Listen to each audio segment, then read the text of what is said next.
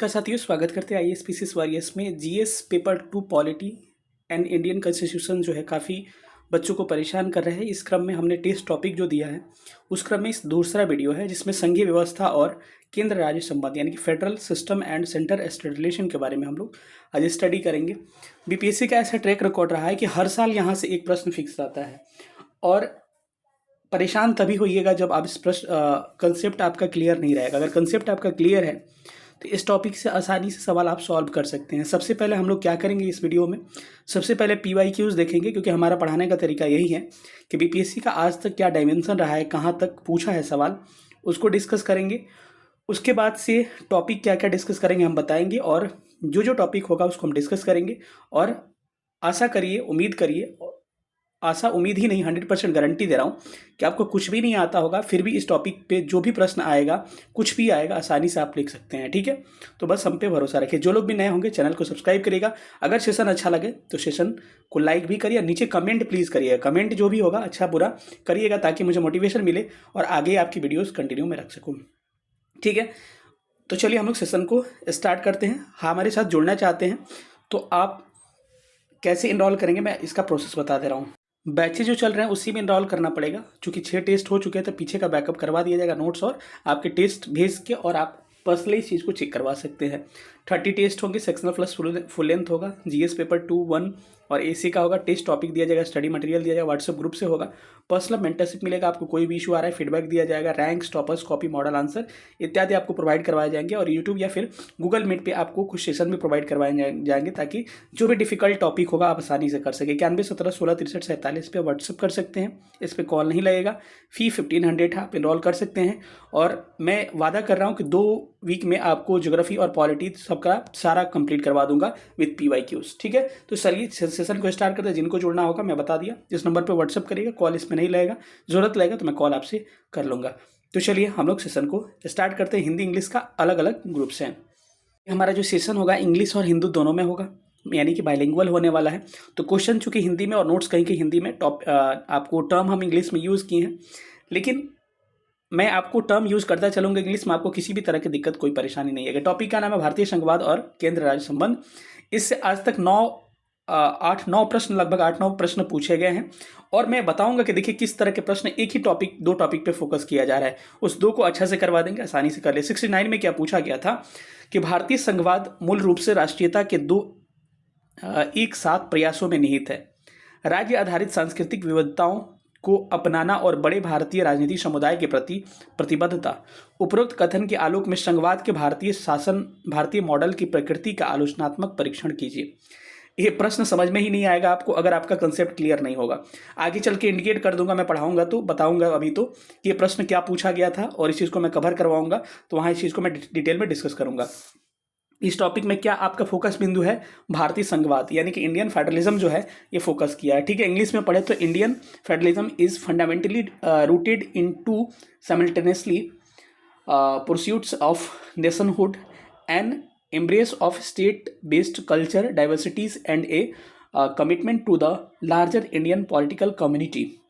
ठीक है, उसके बाद से examine critically the nature of Indian model of federalism in the light of the above statement. ठीक है, उपरोक्त कथन के आधार पे तो क्या ये फोकस बिंदु रहा, इंडियन फेडरलिज्म क्या रहा, इसका फोकस बिंदु रहा। अगला प्रश्न है, इंग्लिश थोड़ा सा मैनेज करके चलिएगा, इंग्लिश PYQ आपके पास होगा ही, मिला के चलिएगा।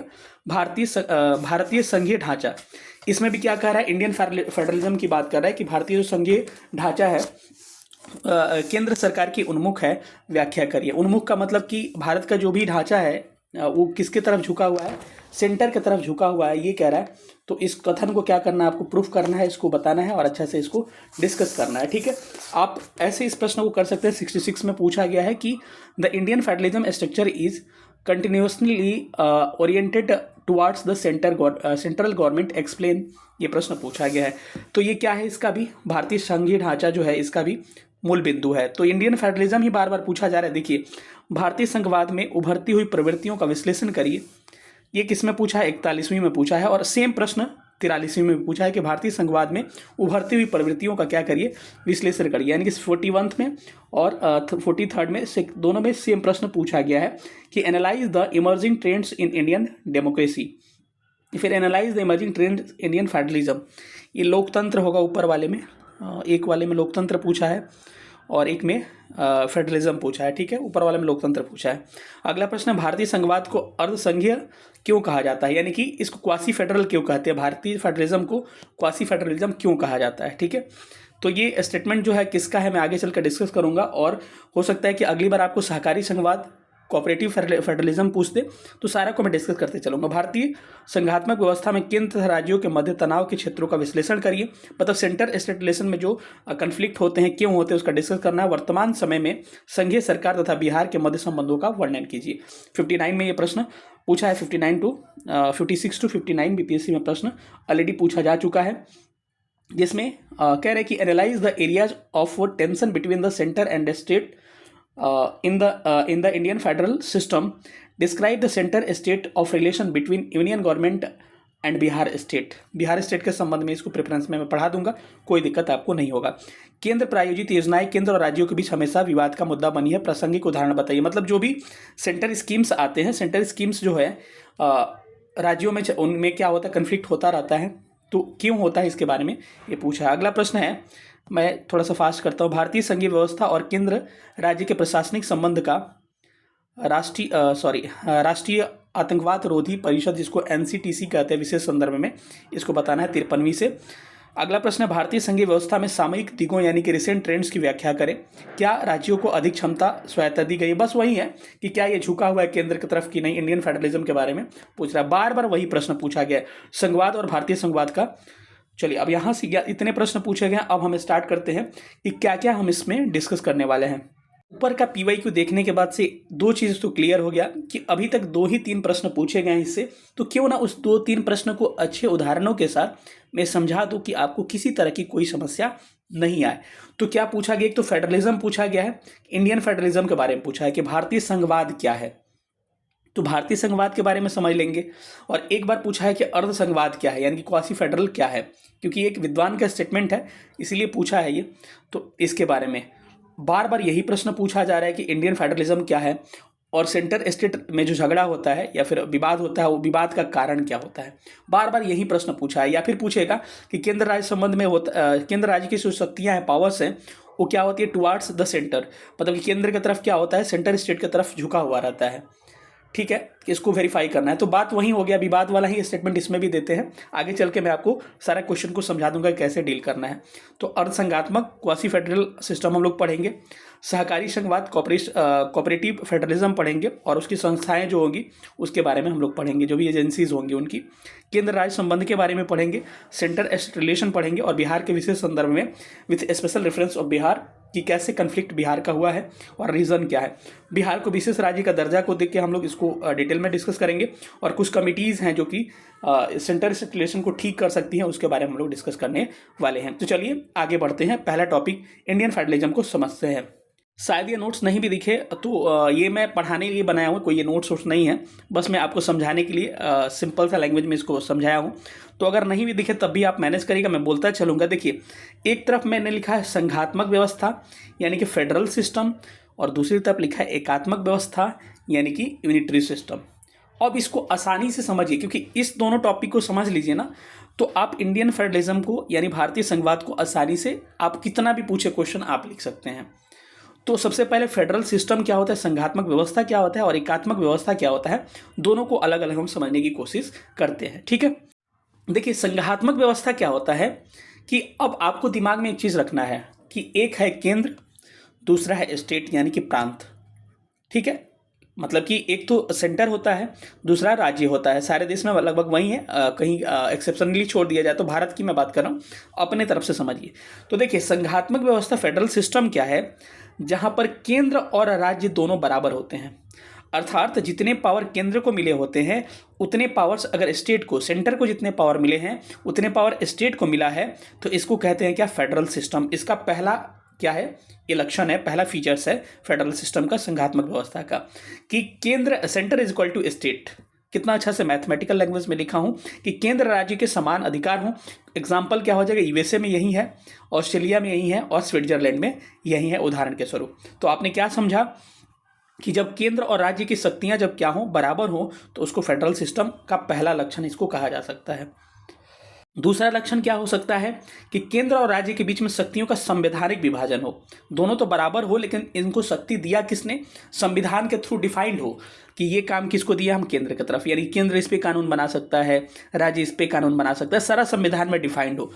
यानी कि क्या होगा, इसको भी फेडरल सिस्टम कहेंगे, यानी कि केंद्र और राज्य को बीच में क्या है, आपको कॉन्स्टिट्यूशनल पावर जो है उसको डिवीजन किया गया हो कि केंद्र को क्या करना है, राज्य को क्या करना है, और पावर दोनों का लगभग इक्वल माना जाएगा, यानी कि केंद्र राज्य को संविधान पावर्स डिवाइड कर देगा।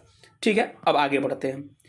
आगे होगा कि रिटन कॉन्स्टिट्यूशन होना चाहिए। तात्पर्य हुआ कि आपके पास लिखित संविधान होना चाहिए। तो ये भी लक्षण है किसका, फेडरल सिस्टम का, कि लिखित संविधान हो और संविधान क्या हो, सर्वोच्च और कठोरता हो, यानी कि सुपरमेसी ऑफ कॉन्स्टिट्यूशन, और कह सकते हैं आपकी क्या हो, रिजिड हो, संविधान क्या हो, रिजिड हो, यानी कि उसमें चेंज आसानी से नहीं किया जा सके। संविधान क्या हो, कॉन्स्टिट्यूशन क्या हो, सर्वोपरि हो, वो रिटेन हो और कठोर हो, यानी कि उसमें अगर कुछ अमेंडमेंट करना हो तो वो नहीं किया जा सके। पहला क्या देखा था, सेंटर इक्वल टू स्टेट। दूसरा क्या लिखा होता, इनका पावर्स जो डिस्ट्रीब्यूटेड होंगे किससे होंगे, संवैधानिक प्रोविजन से होंगे, यानी कॉन्स्टिट्यूशनल प्रोविजन से होंगे। उसके बाद से क्या होगा, डुअल गवर्नमेंट होगा। डुअल गवर्नमेंट का मतलब समझ रहे हैं, एक तो केंद्र में काम करेगा, दूसरा राज्य में, यानी कि यहाँ एक मोदी जी हो गए और यहाँ आपको सीएम महाराज हो गए। ठीक है, प्रेसिडेंट होता है सेंटर का मेन, लेकिन मैं उदाहरण दे रहा हूँ कि केंद्र में पावर्स होगा और एक क्या होगा आपका राज्य में होगा, यानी कि दोहरी सरकार होगा। किसका लक्षण है मेरे भाई, भूलना नहीं है, फेडरल सिस्टम का लक्षण है कि क्या होगा, ड्यूअल गवर्नमेंट होगा। इसमें स्वतंत्र और निष्पक्ष क्या होगी, न्यायपालिका होगी, यानी कि इंडिपेंडेंट जुडिशरी होगा इसमें, कि न्यायपालिका जो होगा स्वतंत्र होगा। ये भी क्या है, फेडरल सिस्टम का संघीय व्यवस्था का क्या है, लक्षण है। दोहरा संविधान होगा, ये सबसे बड़ा दिक्कत है, लक्षण है। दोहरा संविधान का मतलब कि हमारा बिहार या उत्तर प्रदेश जो लोग भी जुड़े होंगे, चाहे जहाँ से भी जुड़े होंगे, एक हो गया, और दूसरा हो गया भारत। तो एक भारत का हमने संविधान पढ़ा है, वो ठीक है। यहाँ संघीय व्यवस्था में क्या होगा, एक बिहार और यूपी का भी अलग संविधान होगा। क्या हमारे यहाँ ये चीज़ है, नहीं है। अभी अपने यहाँ पे मैं बात नहीं कर रहा हूँ क्योंकि फिर कंफ्यूज हो जाइएगा, अपने यहाँ का हम बाद में बात करेंगे। तो यानी कि क्या होगा, संघीय व्यवस्था का लक्षण क्या है, संघीय व्यवस्था का लक्षण है कि ये संघीय व्यवस्था का लक्षण है, भारतीय संघीय व्यवस्था का नहीं, इंडियन फेडरलिज्म का लक्षण नहीं है। It is not Indian nature of Indian federalism. मैं आगे बताऊंगा कि इंडियन फेडरलिज्म क्या क्या लक्षण है। तो क्या होगा, एक तो देश का संविधान होगा और एक राज्य का संविधान होगा। हमारे यहाँ तो एक ही संविधान है, तो ये दोहरा संविधान, डुअल कॉन्स्टिट्यूशन होता है। ठीक है, दोहरी नागरिकता, डुअल सिटीजनशिप होता है, मतलब कि एक बिहार की नागरिकता मिलेगी आपको या यूपी की नागरिकता मिलेगी और एक भारत की। क्या ऐसे हमारे यहाँ होता है, नहीं होता है। आगे इसको डिटेल में समझेंगे। जो भी आपको एडमिनिस्ट्रेशन होगा, इलेक्शन कमीशन होगा, जो भी जांच एजेंसीज होंगे, जैसे कैग हो गया, निर्वाचन आयोग होगा, ये डबल होगा। यानी कैग हमारे यहाँ देखिएगा तो कैग वही कैग जो होता है सेंटर में क्या करता है, जो इकोनॉमिक डाटा होता है उसको क्या करता है, ऑडिट करता है, और वही राज्यों में भी करता है। इलेक्शन कमीशन भी जो होता है हेड वही होता है जो केंद्र में और राज्यों में सेम करता है। ठीक है, अब क्योंकि राज्य निर्वाचन आयोग जो स्टेट इलेक्शन कमीशन होता है वो तो पंचायती राज का काम करता है। ठीक है, तो हमारा तो ये क्या है, लेकिन इसमें क्या है, डुअल होगा, यानी कि राज्य के लिए एक अलग बना होगा और केंद्र के लिए अलग बना होगा। ठीक है, और इसमें दोहरी न्यायपालिका भी होती है। दोहरी न्यायपालिका का मतलब समझ रहे हैं, दोहरी न्यायपालिका इसमें नहीं लिखा हुआ है, मैं बता दूं आपको। दोहरी न्यायपालिका का मतलब हो गया कि एक कोर्ट, मेन कोर्ट होगा कहाँ पे, ऊपर होगा सेंटर में, और एक राज्यों का अलग कोर्ट होगा। ठीक है, तो ये दोहरी न्यायपालिका ये हो गई। ठीक है, जैसे कि अमेरिका वगैरह में जाइएगा तो एक कोर्ट होता है क्या आपका, के सेंटर मेन के लिए, सेंटर के लिए, और दूसरा जो 53-54 राज्य हैं, स्टेट्स हैं, उनके लिए अलग होता है। अब कहिएगा भारत में भी तो सर ऐसे ही नहीं, भारत में जो है इंटीग्रेटेड जुडिशरी सिस्टम है। इसका मतलब हो गया सुप्रीम कोर्ट भले ऊपर है, लेकिन अगर हमारा वॉल्यूशन होगा तो हम सुप्रीम कोर्ट जा सकते हैं हाई कोर्ट से। लेकिन अमेरिका में ऐसा नहीं है, राज्य का मुद्दा सर्वोपरि राज्य में होगा, राज्य के मुद्दा जो है राज्य में सुलझाया जाएगा, कोई ऊपर पावर नहीं है। तो इसमें डुअल ये होता है, आपका जुडिशरी सिस्टम भी होता है, और द्विसदनीय विधायिका होती है। द्विसदनीय विधायिका मतलब कि एक जैसे लोकसभा राज्यसभा होता है उस तरह की मैं बात कर रहा हूँ, जिसको बाइकैमरल लेजिस्लेचर बोला जाता है। ठीक है, ये सारा किसका लक्षण रहा, ये सारा फेडरलिज्म का लक्षण रहा, ये सारा संघवाद का लक्षण रहा। ठीक है, क्योंकि देखिए आप एकदम नए बच्चे नहीं है, आपने प्रीलिम्स क्वालिफाई करके आया है, तो उतना तो आपके पास नॉलेज होना चाहिए, सारी मेरी बातों को आप आसानी से समझ सके। अब बात करते हैं, एक होता है यूनिटरी सिस्टम, यानी कि एकात्मक व्यवस्था। एकात्मक व्यवस्था में क्या होगा, सारी शक्तियां केंद्र में निहित होंगी, यानी कि सर्वे सर्वा जो होगा कह सकते हैं कि सेंटर होगा, यानी कि सेंटर ग्रेटर देन स्टेट। ठीक है, फ्रांस, ब्रिटेन, चीन इत्यादि में। कहेगा सर भारत को तो बताया नहीं, दोनों पढ़ा दिए, आगे बताएंगे भारत के बारे में। ठीक है, संविधान की सारी शक्तियां केंद्र में निहित होंगी और संविधान जो होगा केंद्र को देगा और सेंटर जो होगा धीरे धीरे प्रांत को देगा। यानी कि पावरफुल कौन होगा? सेंटर क्या होगा? पावरफुल होगा। और यहाँ हमने बात किया था कि क्या रिटन कॉन्स्टिट्यूशन की बात किया था और रिजिड कॉन्स्टिट्यूशन की बात किया था, लेकिन यहाँ अलग बात है। यहाँ बात क्या है कि कॉन्स्टिट्यूशन में बी रिटन और नॉट, और मे बी रिजिड, और ये फ्लेक्सिबल भी हो सकता है। तो यहाँ कॉन्स्टिट्यूशन दोनों तरह का होता है, आवश्यक नहीं है का मतलब हो गया कि दोनों हो सकता है, मे और मे नॉट दोनों हो सकता है। ठीक है, यहाँ दोहरी सरकार की हमने बात किया था। यहाँ एकल इंटीग्रेटेड क्या होता है? गवर्नमेंट होता है। इंटीग्रेटेड गवर्नमेंट का मतलब एक ही सरकार होती है और सेंटर में वही सर्वे सर्वा। ठीक है, और स्वतंत्र और निष्पक्ष न्यायपालिका होगी, लेकिन यहाँ कोई ज़रूरी नहीं है। ये जुडिशरी में भी इंडिपेंडेंट और मे नॉट बी इंडिपेंडेंट, कुछ भी हो सकता है। ठीक है, दूसरा है कि दोहरा संविधान होगा, यहाँ हमने बात किया था, लेकिन यहाँ पर एक सिंगल संविधान होगा। यानी कि जो भी आपका कॉन्स्टिट्यूशन होगा वो इंटीग्रेटेड एक ही होगा। ठीक है, अगले हमने बात की जो भी प्रशासन, निर्वाचन आयोग, इलेक्शन कमीशन वगैरह होंगे वो क्या होंगे? अलग अलग यहाँ पे बातें कही गई थी, लेकिन यहाँ पर एक होंगे। जैसे भारत में देखिएगा तो चुनाव आयोग जो होगा, चीफ इलेक्शन कमीशन, वही काम करता है आपको राज्यों में और केंद्र में भी। और यहाँ द्विसदनीय व्यवस्था था, राज्यसभा लोकसभा समझ सकते हैं, लेकिन यहाँ क्या होगा? एकल होगा और द्विसदनीय भी हो सकता है कि लेजिस्लेचर में भी बाइकैमरल और यूनिकैमरल कुछ भी हो सकता है। जैसे बाइकैमरल का एग्जांपल क्या है? ब्रिटेन है, और यूनिकैमरल का एग्जांपल क्या हो जाएगा? चाइना हो जाएगा। अब हम आ जाते हैं भारत, अपने भारत के बारे में जानते हैं। मैं आपसे सीधा एक सवाल पूछूं कि सर हमको बताइए, आप कहिएगा सर आपने तो फेडरल सिस्टम संघात्मक व्यवस्था भी पढ़ा दिया और यूनिटरी सिस्टम एकात्मक व्यवस्था भी पढ़ा दिया, लेकिन हमको अभी तक ये नहीं समझ में आया कि भारत किस में आएगा। तो मेरे भाई, भारत एक स्पेशल टाइप का फेडरल सिस्टम है। आप कह सकते हैं कि भारत में एक स्पेशल टाइप का फेडरलिज्म है, लेकिन स्पेशल टाइप का है। उसको फेडरलिज्म केवल नहीं कह सकते हैं। इसीलिए जब भी प्रश्न पूछा जाएगा तो भारतीय संघवाद पूछा जाएगा, Indian federalism, nature of Indian federalism पूछा जाएगा, क्योंकि भारत का लक्षण जो है इसमें से भी मिलता है, भारत का लक्षण इसमें मिलता है, यानी कि हाइब्रिड है ये। ठीक है, कैसे? चलिए कंसेप्ट समझते हैं। ज़्यादा मैं कंसेप्ट पे ध्यान दूंगा, फैक्चुअल चीज़ों पे कम हम लोग फोकस करेंगे। कैसे मेरे भाई? चलिए आते हैं। चलिए पहले को वेरीफाई करते हैं, क्या सेंटर इक्वल टू स्टेट है भारत में? बिल्कुल नहीं है। सेंटर के पास ज़्यादा शक्तियां होती है, केंद्र के पास कम होती है। और इस पर सवाल भी पूछा गया है कि powers towards the central government, पूछा है ना 64 में सवाल, या 66 में पूछा है। तो ये लक्षण किस में चला गया? मैं लिखता चलूंगा। ये इंडिया इधर आ गया, किस में आ गया भाई?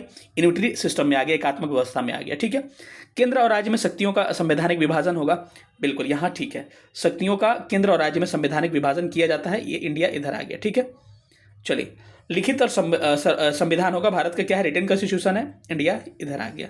ठीक है, द्विस्तरीय सरकार होगा, बिल्कुल, एक केंद्र में सेंट्रल गवर्नमेंट होगा, सेंट्रल, और एक स्टेट गवर्नमेंट होगा, इंडिया इधर आ गया। स्वतंत्र और निष्पक्ष न्यायपालिका होगी, ये तो ठीक है, लेकिन स्वतंत्र एवं निष्पक्ष न्यायपालिका होगी, ठीक है, लेकिन भारत की न्यायपालिका जो है ना, यहाँ लिखना चाहिए था हमको, इंटीग्रेटेड है, इंटीग्रेटेड एकल न्यायपालिका होगा। यहाँ पे क्या था? दोहरी न्यायपालिका हो सकती है, लेकिन यहाँ पर इंटीग्रेटेड है और भारत इसमें आ जाएगा। ये कैसे सर?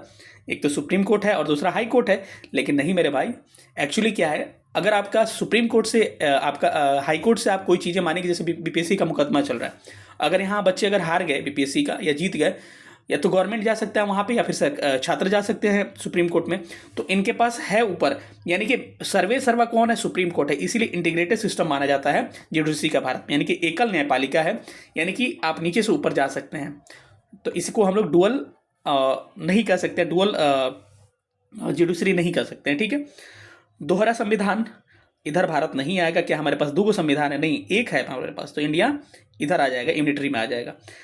दोहरी नागरिकता, क्या हमारे पास दो है? क्या मैं बिहार का भी हूँ और बिहार की भी नागरिकता है मेरे पास, और मेरे पास इंडिया की भी नागरिकता है? बिल्कुल नहीं, इधर नहीं आएगा, इंडिया इधर आ जाएगा। और ये सारे लक्षण ना आपके वहीं जाएंगे जब कहा जाएगा केंद्र की ओर शक्तियाँ उन्मुख है, उसमें हम आंसर में लिखेंगे, आपको पता चल जाएगा। अब निर्वाचन इलेक्शन कमीशन हो गया, आपके कैग हो गया, ये इधर आ जाएगा भारत, क्योंकि भारत के पास एक ही एकल तंत्र, इधर आ जाएगा, इंडिया इधर आ जाएगा, इधर नहीं आएगा, एकल तंत्र है। क्योंकि तो आपको क्या दिख रहा है कि कई चीज़ें इधर का आ रहा है, कई चीज़ें इधर का आ रहा है।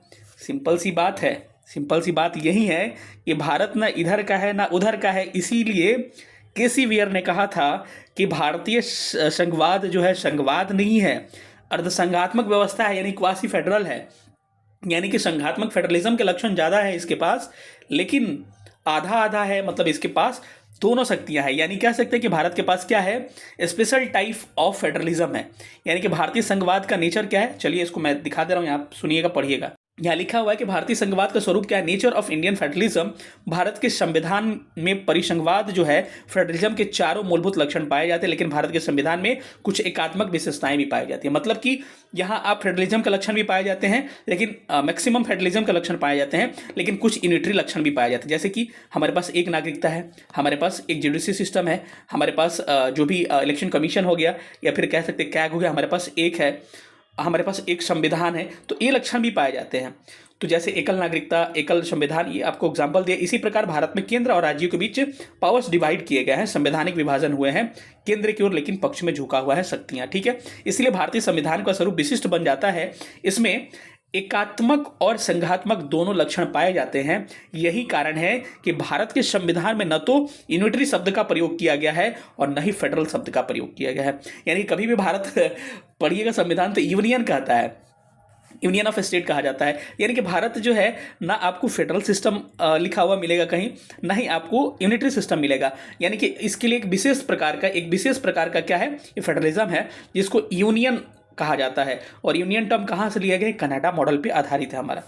अब विभिन्न विद्वानों का क्या क्या कहना है, चलिए हम थोड़ा सा इनका देख लेते हैं स्टेटमेंट। अब ये स्टेटमेंट आप आंसर में अपना यूज कर सकते हैं। जैसे कि अंबेडकर ने कहा है, यूनियन शब्द का प्रयोग किया है भारतीय फेडरलिज्म, इंडियन फेडरलिज्म के लिए। केसी वीयर ने क्या प्रयोग किया है, अर्धसंघात्मक। और बीपीएससी ये पूछ दिया है कि कैसे भारतीय जो संघवाद है, इंडियन फेडरलिज्म जो है अर्धसंघात्मक है। कितना अच्छा लिख पाइएगा आप, दोनों का लक्षण दिखा दीजिए कि एकल नागरिकता है, ये है, और उधर वो है। आसानी से इस प्रश्न को आपको क्वासी फेडरल जो पूछा गया बीपीएससी में आप लिख सकते हैं। इनका स्टेटमेंट भी लिख सकते हैं आप, कभी एग्जाम में पूछा जाएगा तो अपने आंसर के शुरुआत में या फिर कंक्लूजन में। आइवर जेनिंग्स क्या कहते हैं, एकात्मक लक्षणों वाला संघ है, यानी फेडरलिज्म विथ यूनिटरी फीचर्स।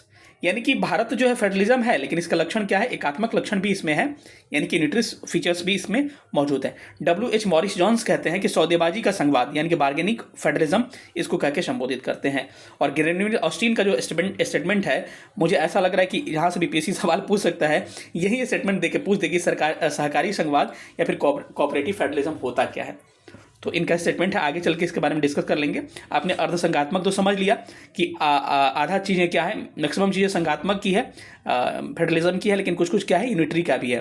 तो इसको क्या बोलेंगे, क्वासी फेडरल बोलेंगे। लेकिन सहकारी संघवाद क्या होगा, आगे चल के हम इसको डिस्कस करेंगे तो आपको क्लियरली समझ में आ जाएगा। ये मेरे पहला का लिखा हुआ है, लेकिन ये 69 बीपीएससी में यही सवाल पूछ दिया है घुमा फिरा के, यही लॉन्ग क्वेश्चन में, कि भारत में एक विशिष्ट संघवाद अपनाने के कारण क्या है। भारत में ना फेडरलिज्म है, ना भारत में यूनिटरी सिस्टम है, तो special type of federalism Bharat क्यों अपनाया है। सवाल उठता है ना भाई कि हम तो फेडरलिज्म भी ले सकते हैं या यूनिटरी भी ले सकते थे, लेकिन क्यों हम स्पेशल टाइप ऑफ फेडरलिज्म हम क्यों लिए। अब कारण इसका सुनिए कि अंबेडकर का कहना है, क्या कहना है, कि भारत के संघवाद का निर्माण अमेरिकी संघवाद से अलग हुआ है। इनका स्टेटमेंट छोड़िए, मैं समझा दे रहा हूँ कि मतलब क्या हुआ। मतलब ये हुआ कि भारत में बहुत सारे धर्म, बहुत सारे जाति, बहुत सारे भाषा के लोग रहते हैं। ठीक है, तो अब सेंटर से एक ही चीज लोगों को बांध के रखा जाए कि भाई तमिल वाला भी हिंदी में काम करे, तेलुगु केरल वाला भी क्या करे, हिंदी में काम करे, क्या यहाँ पे डाइवर्सिटी प्रभावित होगा कि नहीं। मतलब ये लोग क्या, ये लोग को परेशानी आएगा। तो इसीलिए इसके लिए लोग क्या किए, इसके लिए हमने अपनाया फेडरलिज्म। फेडरलिज्म का मतलब है कि कुछ केंद्र में और कुछ राज्यों को हमने दे दिया कि भाषा वगैरह आप अपने हिसाब से चयन कर सकते हैं। लेकिन एक और लक्षण है कि शक्तियां केंद्र की तरफ क्या कर दी गई, टुवर्ड्स सेंटर स्टेट कर दी गई, यानी कि शक्तियां मैक्सिमम दे दी गई किसको, केंद्र को। इसका कारण क्या है, इसका कारण ये है कि अलगाववाद नहीं हो पाए, यानी कि हम लोग इंटीग्रेटेड रह सके। यानी कि मानिए कि घरों में अगर अच्छा सा एग्जांपल देकर समझा रहा हूँ कि घरों में एक मुखिया होता है, यानी गार्जियन होता है, और घरों में बहुत सारे लोग रहते हैं। तो आप देखिएगा कि अगर गार्जियन बार बार किसी को कहेगा कि ये करिए, मानिए कि इसको खाने का पसंद है कुछ और, या फिर जाने का ही और पसंद है, बार बार उसको टोकेगा, तो ये क्या होगा, ये टूट के अलग हो, ये क्या होगा, ये क्या होगा, इनमें क्या होगा, कन्फ्लिक्ट होने लगेगा। माने कहेगा कि भाई आपको बैगन ही खाना है, नहीं कि हमको पनीर खाना है यार, तो इनमें क्या कन्फ्लिक्ट हो जाएगा। इसीलिए सबको डिवाइड कर दिया गया, कौन पनीर खाएगा कौन बैगन खाएगा, यानी कि सबको शक्तियां दे दी गई। लेकिन इनको जोड़ के रखने के लिए एक मुखिया होता है कि भाई समझ लो इस बाउंड्री से अगर अलग गए, इतनी चीज़ें हैं, एक दायरा है, अगर उस दायरा से अलग गए तो फिर चीज़ें खराब हो जाएगी। इसीलिए इनसे पावर जो होगा, जो मेंबर्स होंगे, इनसे पावर ज़्यादा किसके पास होगा? जो गार्जियन होगा उसके पास होगा। सबके पास पावर होंगे, अब इनका शोषण भी नहीं होगा, लेकिन पावर सबसे ज़्यादा गार्जियन को दिया जाएगा। रीज़न क्या है कि ऐसा ना हो कि टूट के अलग अपना फैमिली बना ले, कहेगा भाई हम अलगा रहेंगे, ये कहेगा हम अलगा रहेंगे, ये अलगा रहेंगे। भारत का सेम हाल है कि फेडरलिज्म भारत का जो दिया गया है कि राज्य जो है विविधता में एकता को बनाए रखने के लिए, डाइवर्सिटी को मेंटेन करने के लिए, विभिन्न संस्कृतियां हैं, विभिन्न भाषा के लोग हैं, उसको मेंटेन करने के लिए सबको अलग अलग राज्य सब चीज़ दे दिया गया। लेकिन ये अलग होकर टूट ना जाएं और अपना देश ना बना लें, इसके लिए क्या किया गया? शक्तियां केंद्र की तरफ झुका दी गई। तो जब आंसर लिखिएगा जो 66 में पूछा गया है, इस चीज़ को वेरीफाई आपको करना पड़ेगा कि केंद्र की तरफ शक्तियां झुकी हुई है, और झुकने का रीज़न क्या है मैंने बता दिया। और सेम सवाल यही 69 बीपीएससी में लॉन्ग आंसर में पूछा गया है, लेकिन घुमा फिरा के पूछा, इतना शब्द खतरनाक दिया है कि शायद नहीं पढ़िएगा तो ठीक से समझ में नहीं आएगा। विविधता में एकता वाली ही बात वो पूछ रहा है। तो ये आपको मुझे लग रहा है कि चीज़ें कन्फर्म हो गई। अब आते हैं केंद्र राज्य संबंध पे आते हैं। फेडरलिज्म हमने कंफर्म कर लिया, क्वासी फेडरलिज्म भी हमने कंफर्म कर ही लिया। क्वासी फेडरलिज्म का मतलब होता है कि आधा यूनिटरी सिस्टम, आधा federalism system. Quasi federalism, Ivor Jennings का स्टेटमेंट आपको पता चल गया। अब आते हैं हम लोग कोऑपरेटिव फेडरलिज्म, हम लोग बाद में समझेंगे, पहले हम आ जाते हैं किस पे? सेंटर स्टेट रिलेशन पे। अब सेंटर स्टेट रिलेशन यानी केंद्र राज्य संबंध जो आपने पढ़ा होगा कि एक होता है लेजिस्लेटिव रिलेशन, विधायी संबंध, जो भाग 11 पार्ट 11 में चैप्टर 1 में दिया गया है 245 से 255। इतना तो आपने पढ़ा होगा, नहीं पढ़ा हो तो भाई पढ़ लीजिएगा, ये फैक्चुअल चीज़ें आपको करना पड़ेगा, मैं केवल कंसेप्ट लेके चलूंगा। और प्रशासनिक संबंध, एडमिनिस्ट्रेटिव रिलेशन जो होता है आपको 11 में चैप्टर 2 में 256 से 263 तक। वित्तीय संबंध, फाइनेंशियल रिलेशन जो होगा भाग 12 में आर्टिकल 268 से 293 तक दिया गया है। ठीक है, अब इसको आप थोड़ा बहुत देख लीजिएगा, हो सकता है फैक्चुअल कुछ चीज़ें पूछ दे घुमा फिरा के, तो वहाँ मैनेज कर लीजिएगा। अब सबसे बड़ा विवाद बनता है केंद्र राज्य संबंध के बारे में। ठीक है, केंद्र राज्यों में कन्फ्लिक्ट जो होता है क्यों होता है, इसके बारे में हम लोग चर्चा करेंगे। सबसे महत्वपूर्ण बिंदु आपके लिए यही होगा। ठीक है, अब सबसे पहला अगर पूछे कि केंद्र राज्य संबंध, लगातार सवाल पूछा है ना कि केंद्र राज्यों के संबंध में विवाद जो हो रहा है, केंद्र राज्य संबंध में जो कन्फ्लिक्ट जो हो रहा है क्यों होते हैं, तो इसका रीज़न क्या है? पहला रीज़न आपको डिटेल में इसको लिखना है, लेकिन मैं बताते चलूँगा। इसका पहला रीज़न है केंद्र और राज्य में अलग अलग सरकार। 96 बिहार के संदर्भ में बात करें, 1967 से ही देखिएगा कि केंद्र में अलग सरकार रहा करती थी और स्टेट में अलग सरकार रहा करती थी। यानी कि कभी भी पता चलेगा, जैसे कि आपको जब आरजेडी में नीतीश कुमार जी थे तो उस समय क्या था, यहाँ आरजेडी और यहाँ क्या था, बीजेपी। तो अब यहाँ से क्या होता है, बहुत सारे प्रॉब्लम्स आते हैं, फंड का इशू आने लगेगा, कहेगा अरे भाई मेरा पार्टी की सरकार है, नहीं है हम नहीं देंगे। तो पहला कन्फ्लिक्ट का रीज़न आप लिखिएगा केंद्र और राज्य संबंध में कि केंद्र और सेंटर और स्टेट में डिफरेंट गवर्नमेंट, अलग अलग गवर्नमेंट है, इसीलिए। ठीक है, दूसरा क्या है कि शक्ति का बंटवारा केंद्र के पक्ष में है, यानी कि power towards the centre state. ठीक है, केंद्र के पक्ष में क्या किएगा, शक्तियों का बंटवारा है। तो कभी कभी राज्यों को लगने लगता है यार मोदी जी क्या कर रहे हैं, मोदी जी बेईमानी कर रहे हैं, प्रधानमंत्री बन गए हैं, तो मोदी जी क्या कर रहे हैं, अपने आप को मतलब अपने पक्ष में ज़्यादा काम कर रहे हैं, हमारे राज्यों को कम ध्यान दे रहे हैं। तो उनको लगे केंद्र के पक्ष में शक्तियाँ ज़्यादा हैं, तो राज्य क्या करते हैं, इससे मतलब इनमें विवाद हो जाता है। केंद्र पर प्रांतों की वित्तीय निर्भरता जो होती है, ये भी सबसे बड़ा रीज़न है, क्योंकि पता है ग्रांट्स वगैरह या फिर अनुदान वगैरह जो होते हैं आर्टिकल 275 के अनुसार, आर्टिकल 275 के अनुसार, तो उसमें राज्यों को जो भी ग्रांट्स देने होते हैं ना, वो पता है किस पे डिपेंड करने लगता है, वो सेंटर और स्टेट की गवर्नमेंट में। अगर मेरा सरकार है भाई तो हम इसको आपदा फंड भी देंगे, ये देंगे, नहीं है तो नहीं देंगे। जैसे कि आपने लगातार उदाहरण समझ रहे होंगे कि उधर ममता जी का गवर्नमेंट जब है, वेस्ट बंगाल में ममता सरकार है, तो उधर मोदी सरकार से क्या क्या चीज़ें होती रहती है, ये एंजॉय करके पढ़िए, समझ में सारी चीज़ें आएंगी। ठीक है, राज्यपाल का पद भी जो होता है ना, गवर्नर का जो ये होता है, पद होता है, ये भी बड़ा विवाद का मुद्दा रहा है केंद्र राज्य संबंध के बीच में। क्यों? क्योंकि गवर्नर का अपॉइंटमेंट कौन करता है, प्रेसिडेंट करता है। तो सरकारिया कमेटी, आगे मैं बताऊंगा, सरकारिया कमेटी ने सजेस्ट किया है कि गवर्नर का अपॉइंटमेंट करे प्रेसिडेंट, लेकिन क्या, लेकिन सीएम से सलाह नेसेसरी कर दिया जाए, है सलाह लेकिन नेसेसरी नहीं किया गया इसको। ठीक है, तो सरकारी कमेटी का सजेशन हम लोग बाद में देखेंगे।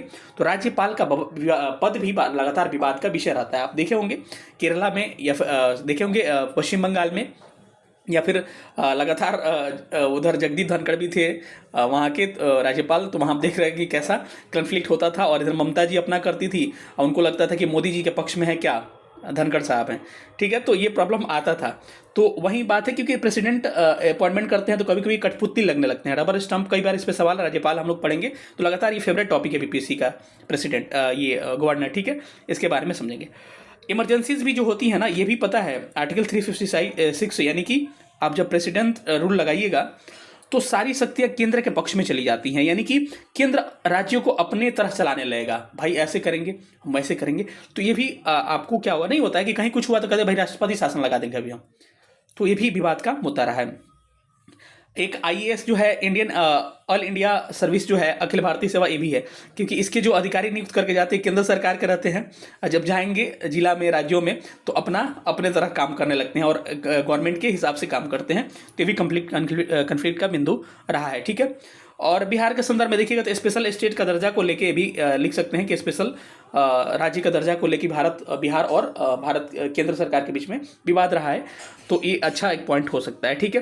केंद्र राज्य संबंधों में अतीत काल में योजना आयोग भी एक विवाद का विषय पहले रहता था। जब प्लानिंग कमीशन था तो भी विवाद का विषय रहता था। इसके अलावा सबसे महत्वपूर्ण बिंदु एनआईए वगैरह, नेशनल इन्वेस्टिगेशन एजेंसी जो है, एनआईए है। आप वेस्ट बंगाल में देखे होइएगा कि सरकार के द्वारा एनआईए भेजा जाता था मंत्री के घरों में, ममता जी का। और ममता गवर्नमेंट, क्योंकि बिहार राज्य का पुलिस जो होता है वो किसका होता है, स्टेट गवर्नमेंट का अंदर होता है, राज्य सूची का विषय है, वो स्टेट लिस्ट में आता है। तो ममता जी क्या करती थी, अपना पुलिस भिजवा के एनआईए को कहते थे कि नहीं इनको खिदड़वाइए, एनआईए कहेगा हम उठा के लेके चले जाएंगे पुलिस को। तो लगातार ये विवाद लगातार होता रहता है, ठीक है। तो ये एक मतलब एक अच्छा एग्जाम्पल है। स्पेशल स्टेट का दर्जा मैंने कहा, तो ये भी एक रीज़न हो सकता है। उसके अलावा आगे देखिएगा तो मैंने बताया है, वहीं इलेक्शन कमीशन एक है, कैग एक है, ये भी विवाद का विषय रहता है। सिंगल सिटीजनशिप है, और उसके बाद से कह सकते हैं कि जो मैंने ऊपर बताया मैक्सिमम वही चीज़ें। हाँ, राज्य क्षेत्र का नाम बदलना, ये सब चीज़ें क्या आर्टिकल 3 कभी कभी इस पर क्या करता है, केंद्र सरकार मनमानी करता है, तब विवाद का विषय बन जाता है, ठीक है। अब हम एक बात कर लेते हैं कि केंद्र राज्य के बीच में जो संबंध है, इसको सुधारने के लिए सबसे अच्छा, जब कहा जाए, आपको लास्ट में कंक्लूजन में इस सब चीज़ को डालना है कि सबसे वे फॉरवर्ड में लिखिएगा, सबसे अच्छा चीज़ है कोऑपरेटिव फेडरलिज्म, यानी कि सहकारी संघवाद। हो सकता है सहकारी संघवाद पे आपको नोट्स भी पूछ दे। सहकारी संघवाद क्या होता है कि केंद्र का राज्य सहयोग करे, अगर कोई योजना लॉन्च किया है तो राज्य उसका सहयोग करके हाँ भाई हम इम्प्लीमेंट करेंगे। जैसे देखिए कई स्टेट जो होते हैं ना, केंद्र से जो योजनाएं पेश की जाती है या फिर जो रूल्स होते हैं उसको फॉलो नहीं करते हैं। तो लिखा है सहकारी संघवाद एक ऐसी व्यवस्था है जिसमें केंद्र सरकार और राज्य सरकार एक दूसरे के पूरक और सहायक रूप में काम करते हैं, मतलब एक दूसरे के कम्प्लीमेंट्री होते हैं। केंद्र प्रांत के हितों को बढ़ावा देता है और प्रांत केंद्र की योजनाओं को लागू करने में सहायता करता है। वर्तमान समय में केंद्र राज्य विवादों के मामले में को देखते हुए सहकारी संघवाद आवश्यक माध्यम बनकर सामने आया है। तो कभी भी आपको कहा जाएगा कि सुधार के लिए इंटर स्टेट रिलेशन का जो विवाद है उसको सुधार के लिए क्या करिएगा, तो पहला चीज़ आप बताइएगा कोऑपरेटिव फेडरलिज्म सबसे अच्छा चीज़ है। अब इसके लिए बहुत सारे संगठन बनाए जाते हैं, जैसे कि आपको पता होगा अंतर्राज्यीय परिषद का नाम सुना होगा, इंटर स्टेट काउंसिल जो होगा ये बनाया गया आर्टिकल 263 के तहत 1990 में इसका गठन किया गया था। इसके सदस्य जो होते हैं सीएम वगैरह होते हैं, इसके अध्यक्ष जो होंगे पीएम होंगे, लेकिन इसका गठन जो होगा प्रेसिडेंट करता है। इसका काम क्या है देख लीजिए, केंद्र और राज्य के बीच में संवाद कायम करना, केंद्र राज्य विवादों को समाधान करना, केंद्र राज्य में सहयोग करना, राज्यों के बीच संवाद और सहयोग को कायम करना, ठीक है। अब गठन 1952 में राष्ट्रपति के आदेश से क्या चीज़ लिखा, अच्छा हाँ एनडीसी, यहाँ एनडीसी जो उड़ गया है कि एनडीसी भी विवाद का मुद्दा कई बार रहा है, एनडीसी वगैरह। तो एनडीसी क्या कहते हैं, राष्ट्रीय विकास परिषद, एनडीसी के माध्यम से भी हम विवाद को क्या कर सकते हैं, दूर कर सकते हैं। 1952 में गठन किया गया था, राष्ट्रपति के आदेश पे अध्यक्ष पीएम होते हैं, सदस्य राज्यों के सीएम, यूनियन टेरिटरीज के योजना आयोग के सदस्य भी होते हैं। तो आप संस्थाएं दो सुन गए, एक इंटर स्टेट काउंसिल जो हो गया, अंतर्राज्यीय परिषद हो गया, दूसरा एनडीसी हो गया, राष्ट्रीय विकास परिषद हिंदी में कहते हैं इसको। ये चीज़ नहीं जानना था आपको, अब आ जाएगी। अब कमिटी जो है, कौन कौन कमिटी काम करती है इसके तहत अगर कहेगा, क्योंकि लास्ट में कंक्लूजन में आपको कमिटी बताना है कि सेंटर स्टेट रिलेशन सुधारने के लिए कौन कौन सी कमिटी काम करती है। तो पहली कमिटी बनी थी राजमन्नार कमेटी 1969 में। इंपॉर्टेंट नहीं, इसके बारे में नहीं भी लिखिएगा तो चलेगा, लेकिन कमेटी का नाम डाल दीजिएगा आनंदपुर साहिब रेजोल्यूशन 1973। सहकारिया समिति, इसके बारे में डिस्कस करना आपको पड़ेगा, जो रिपोर्ट 1988 में दिया था। इसमें क्या क्या बातें कही गई थी, चलिए हम थोड़ा सा डिस्कस कर लेते हैं। ये बातें कही थी सहकारिया कमेटी में, आप बताइएगा सजेशन में, अगर हो सकता है सरकारिया कमेटी में आपको नोट्स पूछ दे। तो इसमें कहा गया था कि राज्यपाल जब भी नियुक्त किया जाएगा तो इसमें सीएम का अनिवार्य कर दिया जाएगा सजेशन, कि मतलब प्रेसिडेंट को सीएम से सुझाव लेना ही पड़ेगा।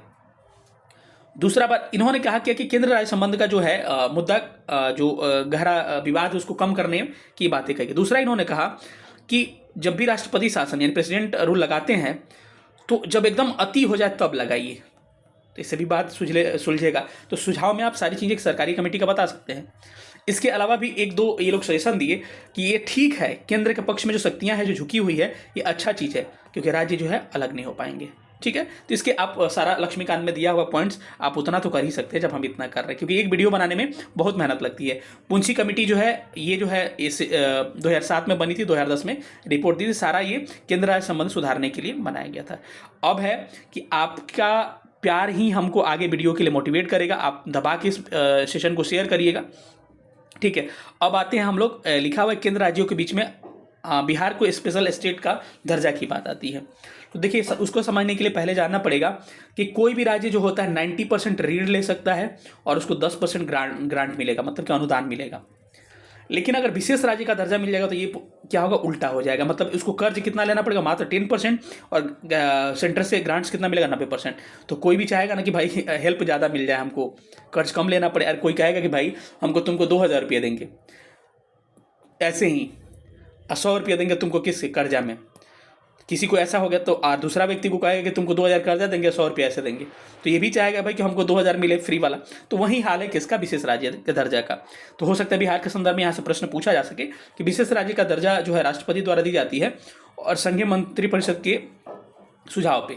अब इसमें क्या है, क्या क्या होने चाहिए राज्य में। पहाड़ी क्षेत्र, हिली एरिया होना चाहिए, जो कि बिहार में उतना नहीं है। अधिकता होना चाहिए, बिहार में उतना नहीं है। आपको बैलेंस करना पड़ेगा, बताइए कि है लेकिन उतना नहीं है। तो दोनों तरफ से हो गया, क्योंकि आप ये मत समझिए कि हम बिहार के हैं तो बिहार के पक्ष में, या फिर अंतर्राष्ट्रीय सीमा होना चाहिए। लेकिन भारत के अंतर्राष्ट्रीय सीमा है, बताइएगा है, लेकिन केवल एक ही देश के साथ है, छोटा देश देश से। राज्य का संवैधानिक सैनिक महत्व होना चाहिए, यानी कि सिक्किम का सैनिक महत्व है, सिक्किम से कनेक्टेड बिहार होता है। सामाजिक आर्थिक पिछड़ापन, इसमें बिहार वेरीफाई करता है। सबसे इंपॉर्टेंट पॉइंट यही है कि सामाजिक सोशियो इकोनॉमिक जो बैकवर्डनेस है बिहार का, ये स्पेशल स्टेट का दर्जा के लिए सबसे इंपॉर्टेंट पॉइंट है। ठीक है, इसके लिए कमेटी कौन सी बनाई गई थी आपसे पूछा जा सकता है। तो स्पेशल स्टेट्स के लिए गॉडगिल कमेटी बनाई गई थी, इसको आप ध्यान रख सकते हैं। अब हम लोग आगे आते हैं केंद्र राज्य संबंध में, जो है आप कैसे लिख सकते हैं इसका। बिहार के संदर्भ में पूछे तो बिहार का स्पेशल, देखिए एक तो सारा मैंने विवाद का जो मुद्दा बताया था सब बता दीजिएगा, और उसको सारा बिहार के रेफरेंस में लिखिएगा कि मैंने कहा कि स्पेशल स्टेट का दर्जा तो बिहार को नहीं दिया गया है, बिहार चाह रहा है लेने के लिए। गवर्नमेंट अलग हो रहा है, 1967 से बिहार में गवर्नमेंट जो था दोनों अलग चलता रहा था, जिसके कारण विवाद होता था। सारी पॉइंट्स आप लिख सकते हैं। ठीक है, तो आप PYQ एक बार अच्छा से कर लीजिएगा, आपका काम हो जाएगा। केंद्र राज्य संबंध का निष्कर्ष इस तरह से लिख सकते हैं कि इस प्रकार यद्यपि केंद्र एवं राज्यों के मध्य संबंधों को लेकर संविधान में विस्तृत वर्णन किया गया है, इसके बावजूद केंद्र राज्य के संबंध बनते बिगड़ते रहते हैं। बिहार भी इस गतिरोध से अछूता नहीं रहा है। राज्य कई बार केंद्र राज्य पर भेदभाव का आरोप लगाता रहा है। जरूरत है सहकारी संघवाद, सहकारी परिषदों के माध्यम से बढ़ावा देने की। ठीक है, तो बिहार में भी ये लगातार विवाद रहा है, इसमें स्पेशल स्टेट का बहुत। अब केंद्र की तरफ झुकाव में क्या कहिएगा, केंद्र की तरफ झुकाव में अगर प्रश्न पूछे, केंद्र का झुकाव वाले प्रश्न को सॉल्व करने के लिए उसमें कहिएगा वही जितना यूनिटरी सिस्टम है ना उसको ज़्यादा दिखाइएगा कि माने कि एकल नागरिकता है, एकल क्या है आपका जुडिशरी सिस्टम है, तो जितना एक वाला चीज़ है ना उसको दिखाइएगा। PYQ एक बार करिएगा, सारा चीज़ क्लियर हो जाएगा। आपको सेशन कैसा लगा आप जरूर बताइएगा, इसी के आधार पर हम अगला वीडियो आपको लाने वाले हैं। और इस सेशन को इतना शेयर करिए कि गर्दा मच जाए। ठीक है, अगर हमारे साथ जुड़ना चाहते हैं तो 91 17 16 63 47 में हमारे साथ इनरोल कर सकते हैं। बहुत बहुत धन्यवाद, थैंक यू सो मच, जय हिंद, लव यू ऑल।